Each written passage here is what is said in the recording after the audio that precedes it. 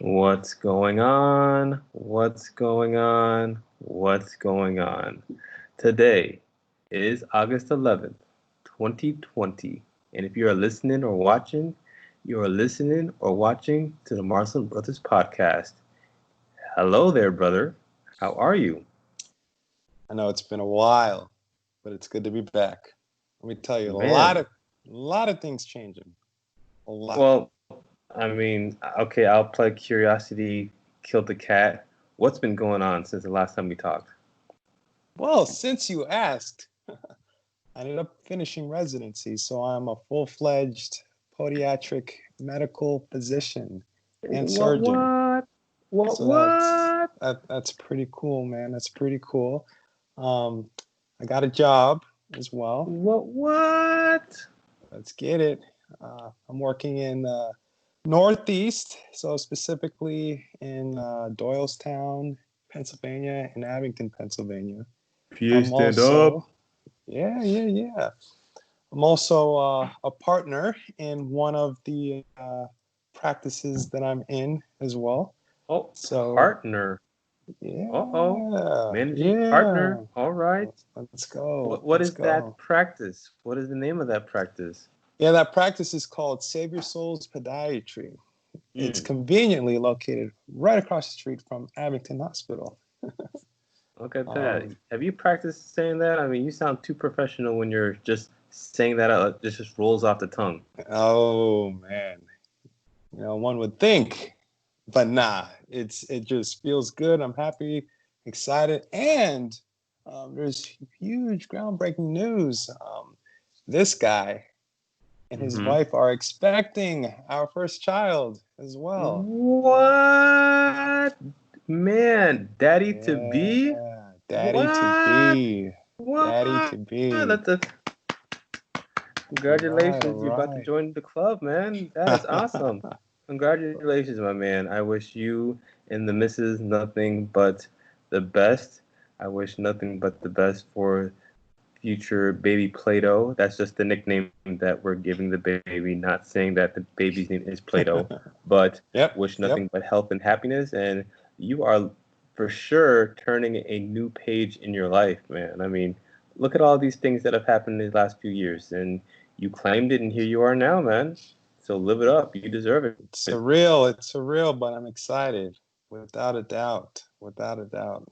And so, just taking things one step at a time, still, but huge changes have occurred, and it seems like all at once. But I'm excited. I'm happy. Bring it on. Gosh, man. I mean, I can't beat that. Jeez. I mean, the MBP crew has been keeping up. So, we actually ended up doing a podcast, earlier in the week. So this is a nice double feature for the crew. So, for us, everything is good. Leah is doing great. She's still on maternity leave, but she's, you know, trying to make sure that everything is going on well. She's doing an awesome job with Amelia, and she also gets to hang out with Ophelia. So it's nice for her to be able to spend some quality time with her family, especially at such an influential time of their lives when it's the first few years. So I think these are some times that she's been wanting for a while. And now she has an opportunity to be able to do that and to concentrate all of her time and energies on the family. So I know she's very excited about that. I'm back to work, like the rest of the MBP crew knows, and work is work. I mean, with everything going on with the coronavirus, I talked to the MBP crew during the previous podcast. I've got no complaints, and it's all blessings right here because it can be pretty bad out there, and I know lots of people who have gotten sick, and it's one of those things that people tell me it's one of those things where it's lingering. You don't really feel right. Something's just off, and you just can't explain it after you supposedly are finished with your symptoms, and it's just one of those things where we just got to be as safe as possible. So keep on washing your hands. If you can socially distance when you're in areas, try to do that. Wear the mask and try to practice very good hygiene. But it's tough out there. But I just feel that we're just transforming again, figuring out how to live with everything going on, but I think we're adapting. I think we're doing a good job. I give lots of props to my daughter Ophelia because she's one that's used to masks. She kind of understands that she needs to wear a mask. And in the beginning, it was kind of tough, but it's one of those things where she gets it. We tell her, hey, you're wearing your mask because you're saving the people that you're spending some time with when it's outside of the house. And it's like a uniform. It's just second nature to her. So it just shows how, gosh, this time last year, I don't even remember what we were doing this time last year. It's just been a long year, but hey, we're going to come up on top. We're going to do what we need to be able to do, and we just got to keep on thinking positive. Definitely. Man, so there's a lot of stuff that have been going on today. I mean, I think today there was lots of news. When I woke up in the morning, the first news that I heard was that Russia had, started giving out its coronavirus vaccine, and it's been reported that they're the first to have one. So that was the first news that I heard earlier today. And then later on in the day, because we're sports fans, following up on the sports, and one of the things that we saw was that, the Big Ten and the Pac-12 look like they're going to be pushing back fall sports to the spring, which is a pretty big deal. And this is including football. And then shortly after that, we were all informed that President candidate Joe Biden has picked who his vice president running mate is going to be, and the running mate is going to be Kamala Harris. So lots of information that has been cast upon our ears, and I feel like we need to talk about one of those three things. Any picks, Marvin? What do you want to talk about? I think we should chip away at the football. Let's try that. Okay. All right, let's start off first with the football, and let's see where things go from there. So, as our resident college football expert over here, I'll be very curious to hear what your thoughts are on what's going on with this story.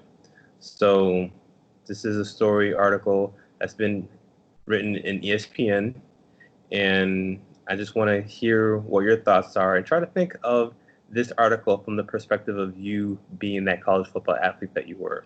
So Pac-12 postpones all sports through end of year. The Pac-12 CEO group voted unanimously Tuesday to postpone all sports, including football and basketball, through the end of the year. In a statement, the Pac-12 said if the conditions related to the coronavirus improve, it would consider a return to competition after January 1st, 2021. The health, safety, and well-being of our student athletes and all those connected to Pac-12 sports has been the number one priority since the start of the current crisis, Pac-12 Commissioner Larry Scott said in a statement. Our student athletes, fans, staff, and all those who love college sports would like to have seen the season played under this calendar year as originally planned, and we know how disappointing this is. Postponement applies to all sports that were scheduled to start before the end of the year, which includes winter sports like men's and women's basketball. In Pac-12, student athletes will continue to have their scholarships guaranteed. The conference is also encouraging the NCAA to grant students who opt out of playing this academic year an additional year of eligibility. The league's medical advisory group had concerns that many of its current recommendations cannot be achieved consistently across all universities at this point in time. Currently, the availability of frequent FDA-approved accurate testing with rapid turnaround time vary at each Pac-12 institution locations. In addition, in many locations within the conference, community test positivity rates and the number of cases per 100,000 in the surrounding community area exceed levels which infectious disease people and public health officials deem safe for group sports. The medical advisory group also said it is anticipated that over the next few months, rapid point-of-care tests will become more available and will have a greater understanding of the potential short and long-term health effects of COVID-19 to better inform the medical decision-making. Scott said at a news conference Tuesday that many factors went into the Pac-12's decision, including the fact that creating a bubble, as for some sports, pro sports have done, wasn't possible for them.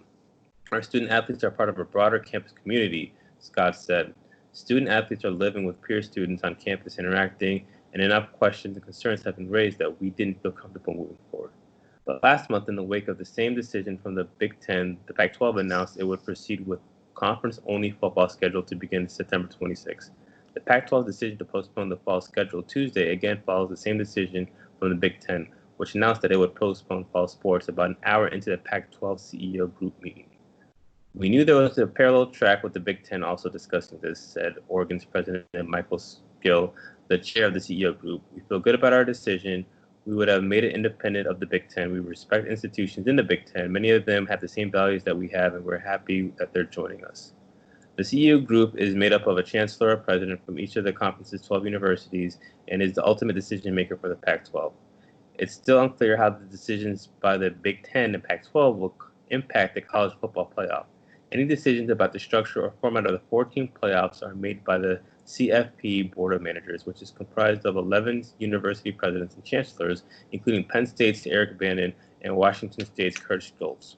It's too soon to say what the implications will be, CFP Executive Director Bill Hancock told ESPN. We will wait for the guidance from the CFP Board and Management Committee. Man. Yeah, look at that, man. That's a lot of information to take in, and it's crazy because does it again. Coronavirus wins. But if you really think about it, we had the Summer Olympics got canceled. That was the first. That was one of the. We were one of the first podcasts that did talk about that. By the way, yeah, we did talk about that, and you have to make a decision, and school year is starting up quickly. And this time last year, if you're playing college football in particular, you're already in training. You're doing like some summer workouts, and you're getting ready to do your two-a-days and your training camp before the actual season begins. And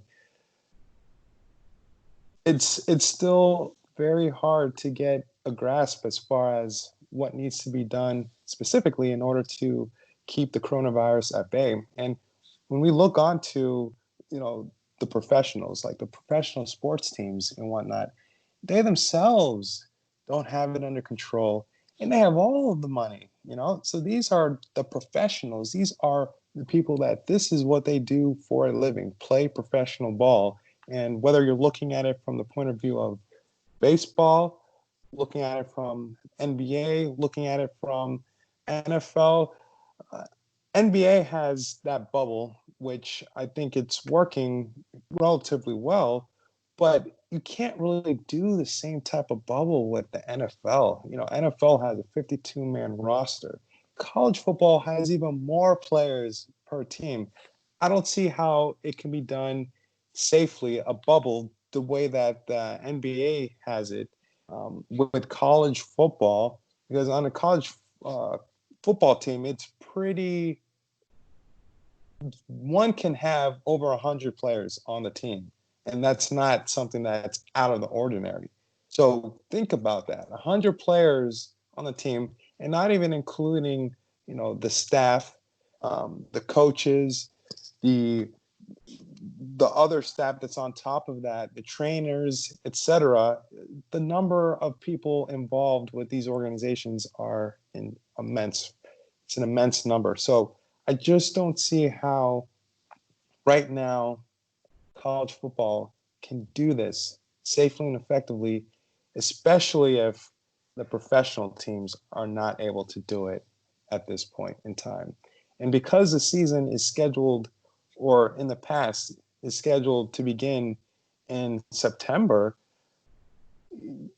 I don't think we have enough time to get all of this under control. And the numbers are still spiking all throughout the country, depending upon where you are when it comes to coronavirus cases. And I don't think it's good to be in that position where you're like, maybe the season's going to go on, maybe it's not going to go on. We need a decision.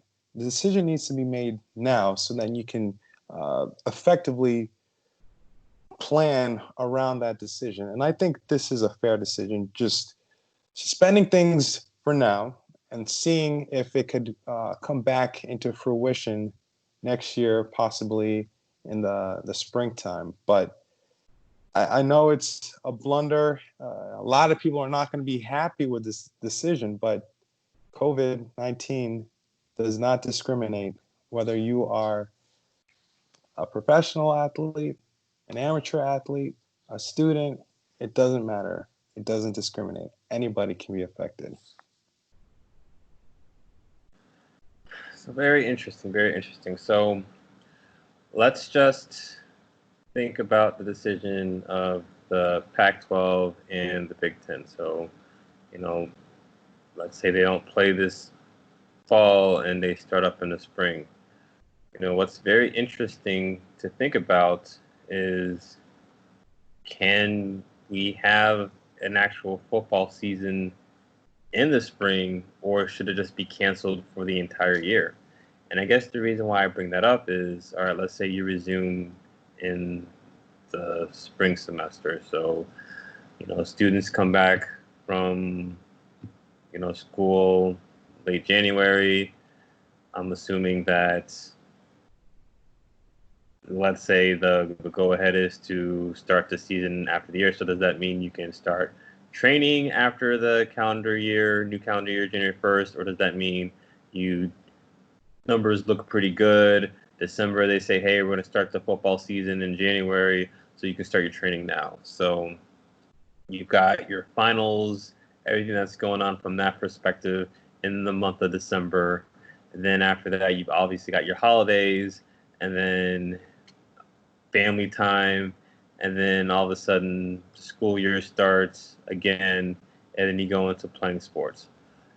You play that, let's just say that's the timeline. So what, end of January is when you start having your first games, maybe early February is when you start having your first games. College football generally is 4 months, I would say, from September to December. So let's say you do 4 months of college football, let's say February, March, April, May. Does that mean June is when you end up finishing? Even though April, May is when schools are done. And then all of a sudden you got either your seniors who are about to get in the process of, do they get to participate in the draft?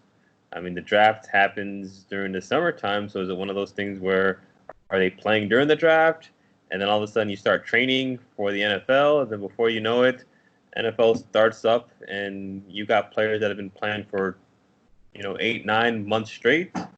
Is that one of the things that we're looking at? Or what about the team members who are, sophomores and juniors? All of a sudden they finish football, very grueling schedule, and then all of a sudden they have a 2-week break, and then all of a sudden you start off with 2 days again, and then after that you have college football season planned again. So it's very interesting because that could be a potential schedule, that you have essentially one of the more, grueling physical sports playing essentially 8 months in a row with maybe a couple of weeks off. So, it's one of those things where you got to think about it from that perspective. So is it in the best interest to even have a season, or do you just kibosh that season altogether? And then you got the obvious elephant in the room, which is going to be players who are predicted to maybe be NFL players who are going to be professionals one day. What are their thoughts going to be? Are they going to feel like it's worth them playing so close to when the NFL Combine is, so close to when the draft is? Are they going to want to put themselves in that? Because you hear about players sitting out bowl games. That's kind of like the new thing now. Like if you're not playing for the national championship, and all of a sudden it's like, well, what's the point of me playing anymore? I'm just going to start training for the Combine.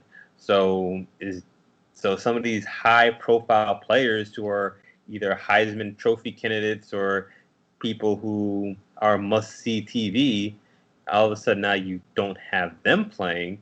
So what ends up working out with that? So it's just very interesting how this decision, it's bigger than all of us. And I think we can all agree that the reason why this was probably even a discussion to begin with is because how much money college football brings to the universities.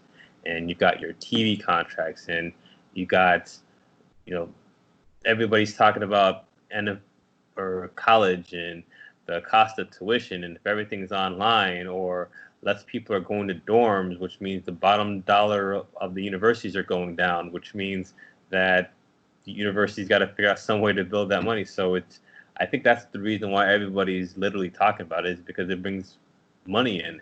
I mean, no offense to, other sports that don't bring any money in or don't bring any fandom in, but I think the other decisions were probably pretty easy to do. But this one is definitely a conundrum because it starts in the fall. Right. So, yes, I agree.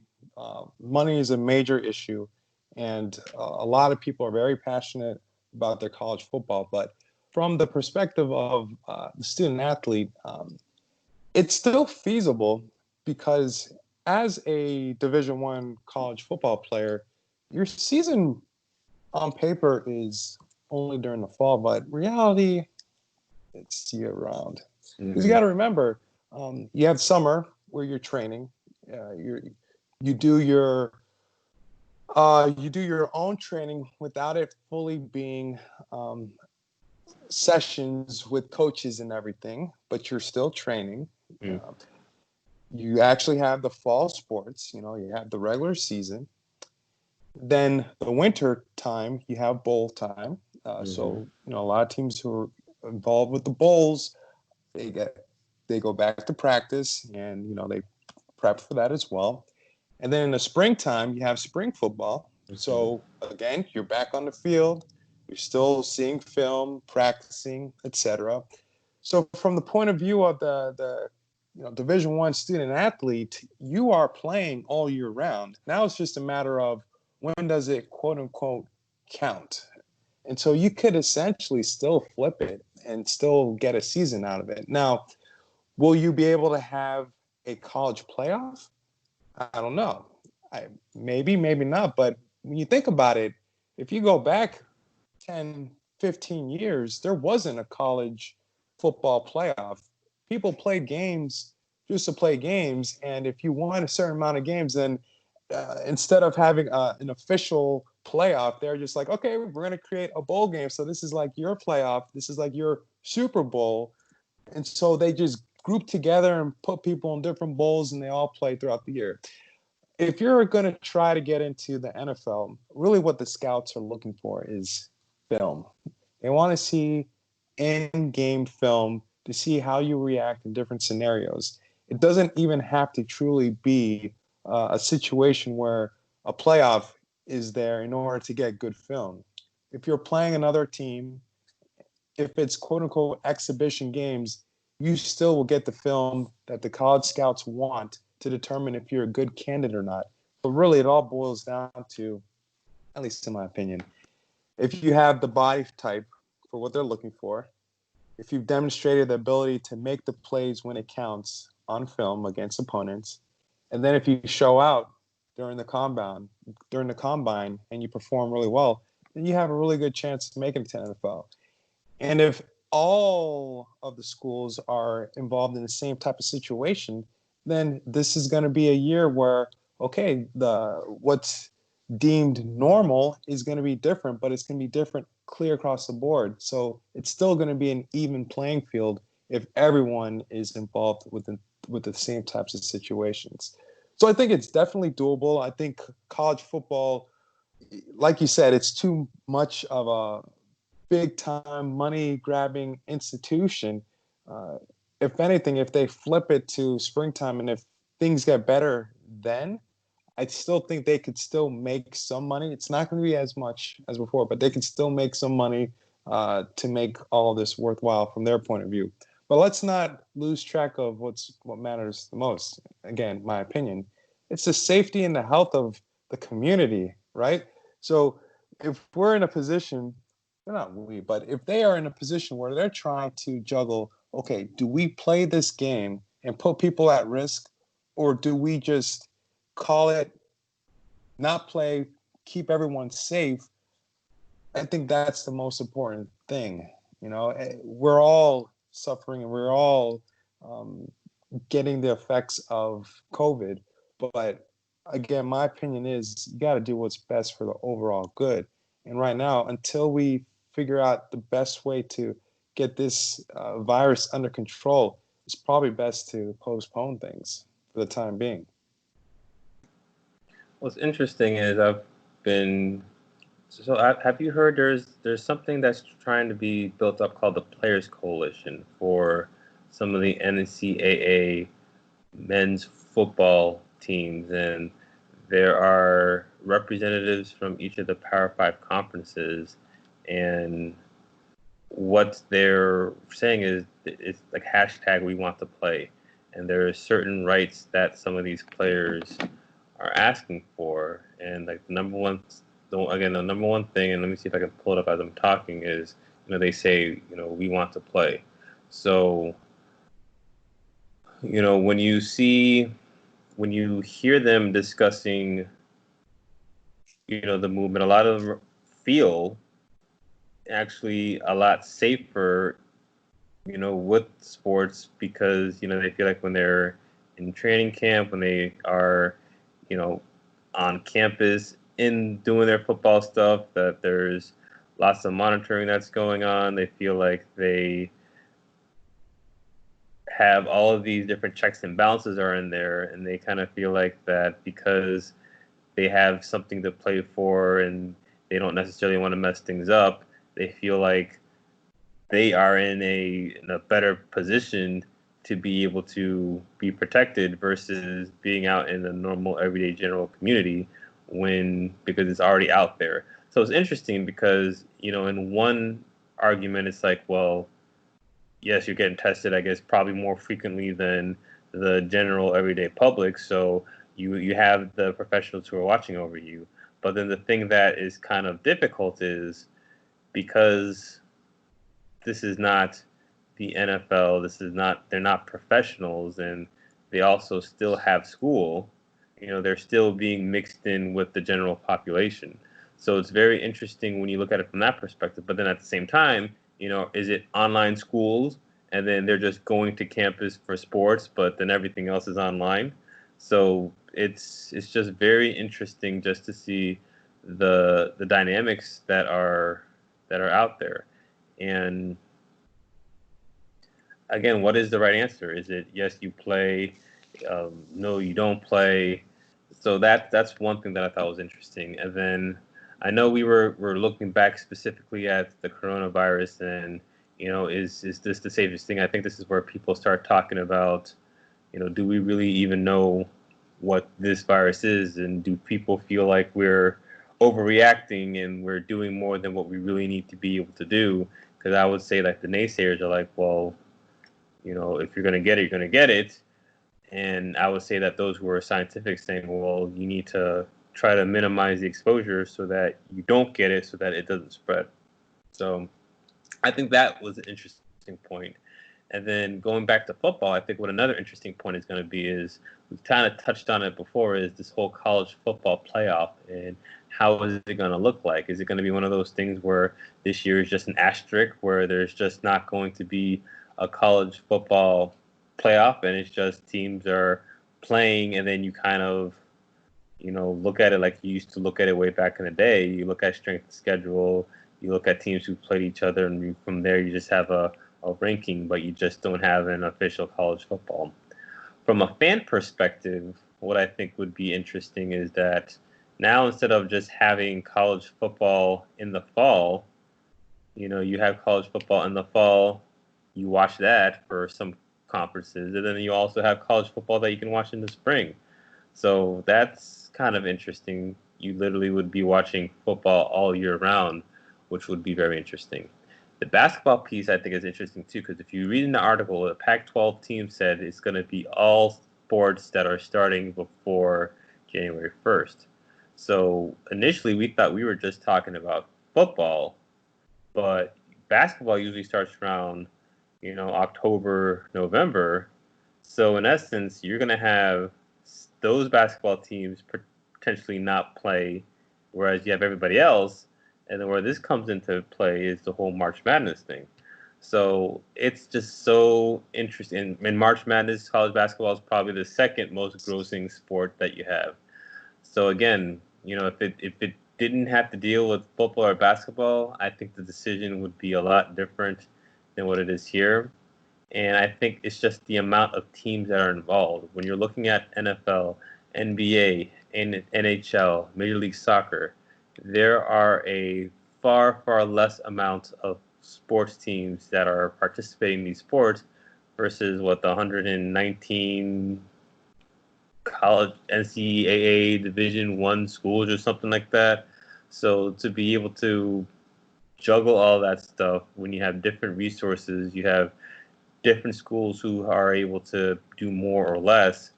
It's just way too big to be able to figure out. I mean, the bigger schools probably have a better opportunity to control than the smaller schools, but then when you have those schools play each other, it's kind of like that contagion game. You have maybe one player from one team who has something, they play against each other, and now all of a sudden they bring it back to the other group that was fine. And it's different too because there's a lot more contact that is occurring in those games. You're definitely in each other's bubbles versus everything else. So they may just shut it all down. Period. Right. I think that's something that needs to be done. Again, if the NFL is having a problem with this, how in the world will college football be able to do it? College football doesn't have as much money as the NFL, and there's far more teams, just like what you said before. I just don't see how it can be done safely. Because again, it just takes one person and you can affect everybody. One person. So the way I see it, I think it needs to be postponed until we can be sure that either everybody is in a bubble 100% such that nothing can really spread, or there's a validated vaccine that everyone takes, and so you can no longer be affected by it. And I just don't see how that's going to happen with this short time frame between now and when college football is scheduled to officially start. Well, I think that's a good way to end that segment. Now, we have a timeline, and I'm looking at the clock. So based off of looking at the clock, what's my next move, man? What's my next move? Yeah. So unfortunately, this may have to be it for me. Because like I said, a lot of things have changed and my time is starting to get cut down. All right, my man. Well, why don't you take us home, man? All right. So it's been a pleasure. It does feel good to be back. Let me tell you that. But we are the Marcelin Brothers. We love y'all. If you have any questions, comments, or concerns, hit us up. You can email us at marcelinbrothers@gmail.com. And you can listen to our podcast on any of the platforms that host podcasts. So please stay tuned. Tell us about your friends. Share our podcast with other people.